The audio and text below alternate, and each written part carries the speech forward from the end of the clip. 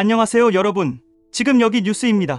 오늘 이야기 조금 뜨겁습니다. 정치 이야기지만 어렵지 않게 아주 쉽게 풀어드릴게요. 여러분 혹시 며칠 전 홍준표 전 대구시장이 자신의 페이스북에 올린 글 보셨나요? 내용이 굉장히 직설적이고 강했습니다. 3년 전 두 놈이 윤석열을 데리고 올 때부터 당에 망조가 들었다. 이 한 문장 딱 읽자마자 눈이 확 뜨이더라고요. 두 놈이라는 표현도 거침없고 망조가 들었다는 표현도 무시무시했죠. 정치인이 이렇게까지 말한다는 건 단순한 불만이나 비판을 넘은 절망에 가까운 감정일지도 모릅니다. 도대체 무슨 일이 있었던 걸까요? 3년 전 대체 무슨 선택이 그렇게까지 지금의 상황을 만들었다는 걸까요? 홍 전 시장의 말을 조금 더 풀어보자면 이런 겁니다. 지금 국민의힘이 이렇게까지 혼란스럽고 비호감 정당이 된 건 바로 그때부터 시작됐다. 윤석열을 정치판에 끌어들이기 시작한 그 순간부터 모든 게 어긋났다는 겁니다. 우리가 시간을 잠깐 거슬러 올라가 볼까요? 2021년 중반쯤이었습니다. 그때 당시 검찰총장이었던 윤석열 전 대통령은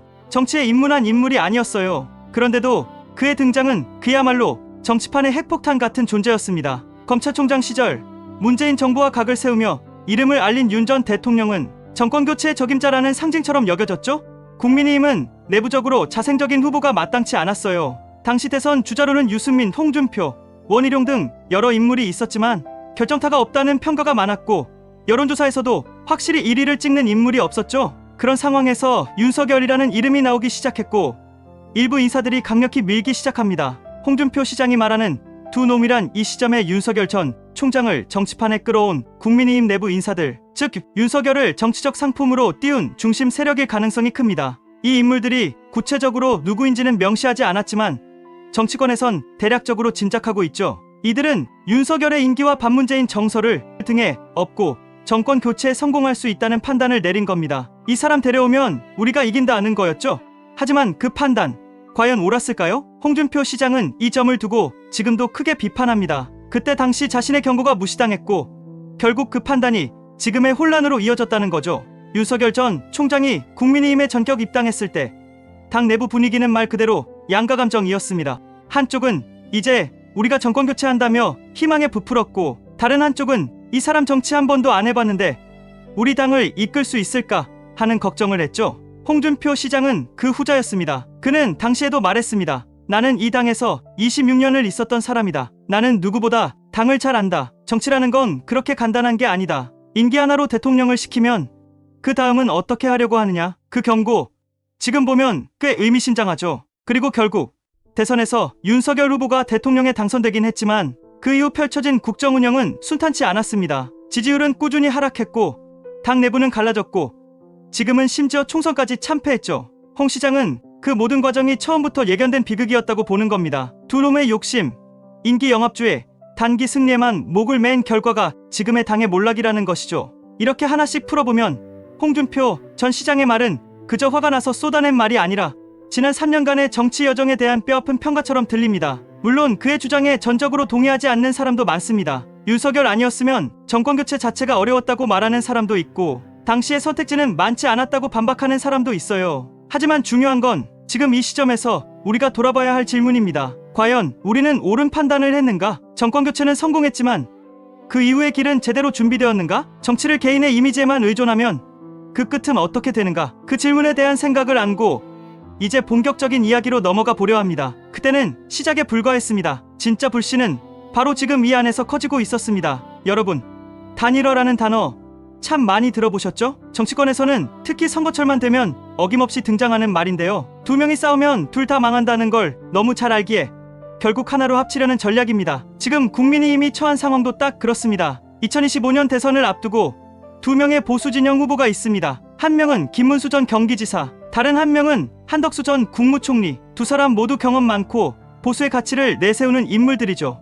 하지만 문제는 둘 다 완주 의지를 보이고 있다는 겁니다. 이렇게 가면 표가 갈리고 정권 재창출은 어려워질 수밖에 없어요. 그래서 당 지도부가 강하게 단일화를 압박하고 있습니다. 하지만 이게 생각처럼 쉽지가 않습니다. 며칠 전 김문수 후보가 자신의 일정을 돌연 취소했습니다. 대구, 부산 등 핵심 지역 방문도 중단했어요. 왜 그랬을까요? 그는 불편한 심정을 숨기지 않았습니다. 당이 너무 일방적으로 밀어붙인다. 이건 공정한 단일화가 아니라 누군가를 정해놓고 몰아가는 과정이다. 그는 이런 분위기라면 협상 자체가 무의미하다고 보고 있어요. 사실 김문수 후보는 지난 대선에서도 보수 정신을 강조하며 일관된 메시지를 냈던 인물입니다. 그런 그가 느끼기에 지금의 단일화는 명분도 원칙도 없는 정치 쇼로 보일 수 있겠죠. 한편 당 지도부는 시간이 없습니다. 대선 후보 등록 마감일이 바로 5월 11일, 이제 며칠 안 남았습니다. 국민의힘 지도부는 그 안에 무조건 단일화를 완료해야 한다는 입장입니다. 아니면 두 후보가 각각 등록해서 보수표를 양분할 수밖에 없는 상황이죠. 실제로 최근 여론조사에서도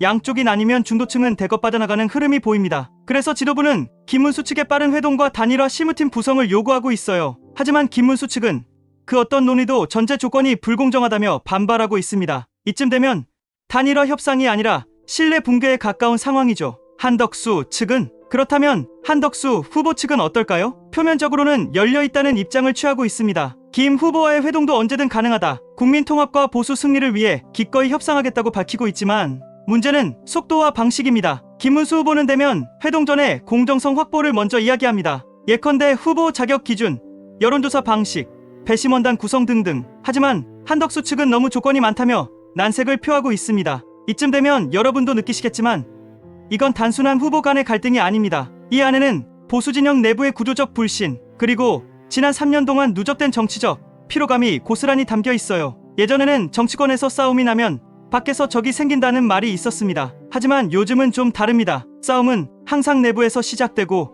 내부가 당을 무너뜨립니다. 홍준표 전 시장의 말처럼 3년 전부터 시작된 망조가 지금도 계속 자라나고 있는 건 아닐까요? 그렇다면 이 갈등은 어디로 향할까요? 누구도 예상하지 못했던 방향으로 흐르고 있는 이 상황, 여기서 등장하는 반전의 순간이 있습니다. 그리고 그 반전의 중심에는 다시 한번 홍준표라는 이름이 등장합니다. 다음 파트에서는 그가 왜 김문수 주장이 맞다고 말했는지, 그리고 또 한번 전국이 유동치는 발언을 한 이유에 대해 깊이 들어가 보겠습니다. 그리고 그 순간 다시 등장한 이름, 바로 홍준표였습니다. 그게 보수냐?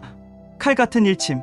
갈등이 정점으로 치닫던 그때 김문수와 한덕수 사이의 협상이 사실상 중단되고 당 지도부의 압박은 점점 거칠어지던 시점, 홍준표 대구시장이 SNS를 통해 날린 한 문장이 정치권 전체를 발칵 뒤집어 놓습니다. 3년 전 두 놈이 윤석열을 데리고 올 때부터 망조가 들었다. 지금은 김문수가 옳다. 이 짧은 두 문장에 담긴 무게감, 그 어떤 공식 발표보다도 강력했습니다. 왜냐고요? 홍준표는 단순한 평론가가 아니라 국민의힘의 뿌리이자 중심을 자처해온 인물이니까요. 홍준표 시장은 더 이상 참지 않았습니다. 그의 비판은 단순한 중재도 조언도 아니었습니다. 그는 말했습니다. 지금 당이 하는 방식은 민주주의도 아니고 보수도 아니다. 이건 폭력이고 협박이고 자기 편 아니면 찍어내는 문화다. 이 발언은 명확하게 당 지도부를 겨냥하고 있었죠. 일부에서는 그가 윤석열 핵심 관계자들을 직접 겨냥했다는 해석도 나옵니다. 이쯤 되면 상황은 단순한 후보 간 갈등을 넘어 보수 정당 내부의 균열, 그 중에서도 지도부와 중진 간의 충돌로 확대된 셈입니다. 더 놀라운 건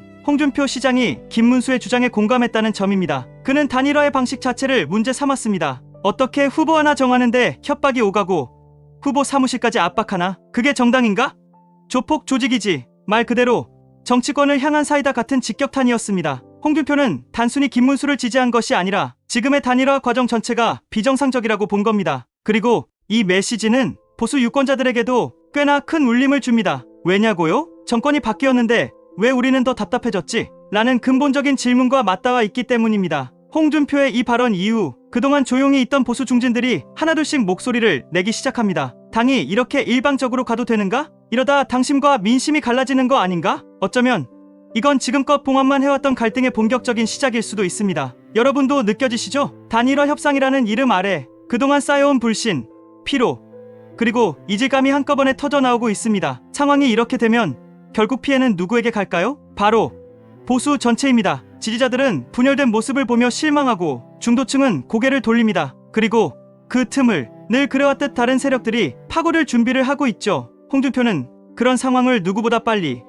그리고 정확히 감지한 사람일지도 모릅니다. 그는 말했습니다. 지금 이대로 가면 다시 잃게 된다. 그리고 이번에는 회복도 못할 수 있다. 시청자 여러분, 이제 이 질문을 여러분께 돌려야 할 때입니다. 지금 이 상황, 누구의 말이 옳을까요? 단일화를 무작정 밀어붙이는 지도부? 아니면 원칙과 명분을 지키려는 김문수? 혹은 내부를 향해 고언을 던지는 홍준표? 정치는 결국 선택의 싸움입니다. 하지만 그 선택이 두려움에서 비롯된 것인지 희망에서 비롯된 것인지 그건 우리 모두가 고민해야 할 문제겠죠. 그리고 이제 다시 선택의 시간이 다가옵니다. 이제는 누구의 책임이냐를 따지기보다 우리가 어떻게 행동하느냐가 중요합니다. 다음 파트에서는 이번 단일화 사태가 우리 정치에 남긴 것들, 그리고 보수 진영의 진짜 숙제에 대해 깊이 이야기해보려 합니다. 지금까지 숨겨져 있던 진짜 갈등의 본질은 무엇인지, 그리고 그 안에서 우리는 어떤 교훈을 얻어야 하는지 함께 정리해보겠습니다. 정치는 결국 사람이 하는 일입니다. 그리고 사람의 선택이 한 나라의 미래를 바꿉니다. 시청자 여러분,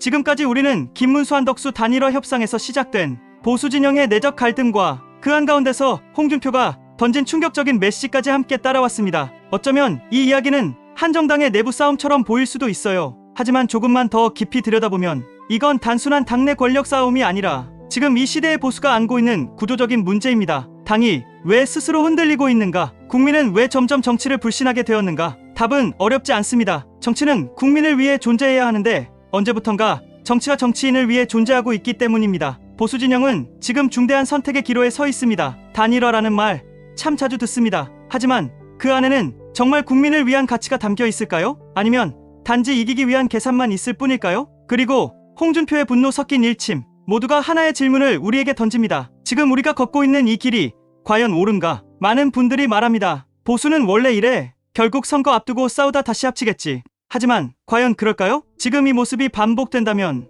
보수는 더 이상 국민의 기대를 받지 못할 수도 있습니다. 사람들은 이제 당이 아니라 방향을 보고 투표합니다. 이 모든 걸 잃은 단일화라면 그건 결국 이름만 단일화된 분열일 뿐입니다. 시청자 여러분, 중요한 건 이겁니다. 우리는 정치의 소비자가 아니라 정치의 주인입니다. 정당이 실망스럽다면 비판해야 합니다. 후보가 납득이 되지 않으면 질문해야 합니다. 그리고 우리 손으로 더 나은 선택을 해야 합니다. 정치인들만 싸우는 것이 아니라 우리가 침묵할 때 우리는 무언의 동조자가 될 수 있어요. 그래서 우리는 목소리를 내야 합니다. 더 좋은 리더를 요구하고 명분 없는 정치쇼에는 등을 돌려야 합니다. 홍준표의 비판이 불편할 수 있습니다. 김문수의 고집이 지나치다고 느낄 수도 있죠. 하지만 이들은 결국 지금 보수가 어디로 가야 하는지 그 방향을 묻고 있는 겁니다. 더 이상 눈치 보는 정치, 권력 줄서기, 이기는 것만 목표인 선거 게임이 아니라 정말 국민이 믿고 맡길 수 있는 보수, 그런 정당으로 다시 태어나야 한다는 메시지죠. 5월 11일 대선 후보 등록 마감일,